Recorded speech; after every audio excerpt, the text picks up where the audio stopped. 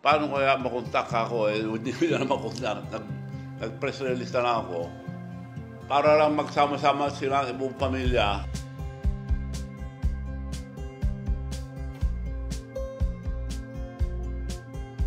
Ikinagulat ng lahat ng inanunsyo ni Chavit Singson ang ibibigay niyang premyo para sa 2 Olympic gold medalist na si Carlos Yulo. Handa umano magbigay ng 5 million cash si Chavit Singson kay Kaloy, ngunit sa isang kondisyon. Kailangan magkaayos sina Kaloy at ang pamilya nito.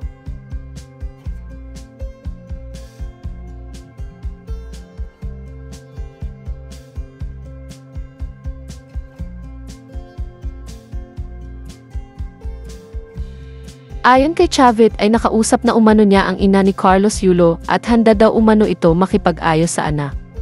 Ngunit sa ngayon ay wala pa rin pahayag ang Olympic gold medalist na si Carlos Yulo. Narito ang naging mensahe ni Chavit Singson para sa pamilya Yulo.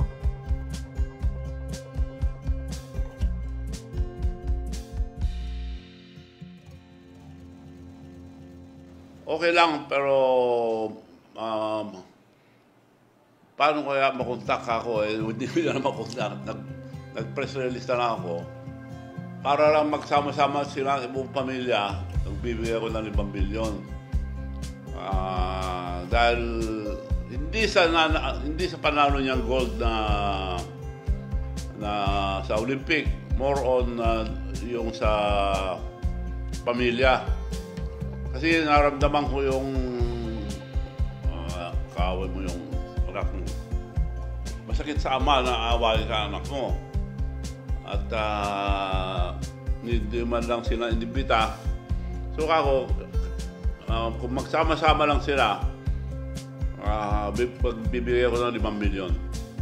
Ang nilalakad na lang nila yung talagang mahirap mapagbati. May nakaraan sila kasi na masama yung nanay. Baka ang sigurado si Carlos Yulo at saka yung tatay, mga pamilya nila, yung nanay ang kinakausap pa dahil masama loob yung bata. Dahil may away yata na nakaraan. Oo, kung pwede na rin yun. Bibigay ko na rin basta makasama sa... Dahil may sinabi sa akin hindi ko lang mabanggit dito yung personal na away nilang mag-ira. Pero yung tatay, parang pumayag na magpati sila, kaya dadali yung pamilya sa akin. Subukan nyo rin ako na kumaisama yung nanay, mas maganda na magsama-sama. Importante kasi sa atin yan dahil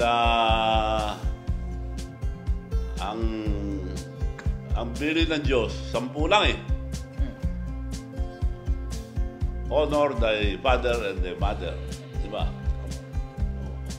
You have to give honor to your father and mother.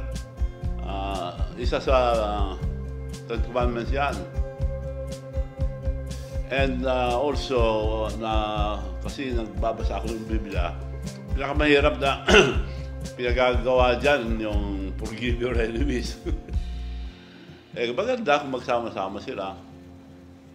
Importante sa akin, magsama-sama silang buong pamilya. Kung ano man ang napag-awayan niyo yung araw, sana patawarin niyo na ang nanay niyo kung siyang may kasalanan o sino man may kasalanan. Mas maganda sana dahil wala ka naman dito sa mundo ito kundi sa nanay at tatay mo. So, nakikiusap ako sa at malaking maligaya kayong pamilya, maligaya na rin ako. Kaya nagbibigay ako ng 5 milyon sa pamilya nyo kung mapatawad nyo isa't isa. Congratulations sa lahat ng mga atleta natin. They did their best. Siguro next time baka magpursige sila. Baka karami pa tayo ng gold.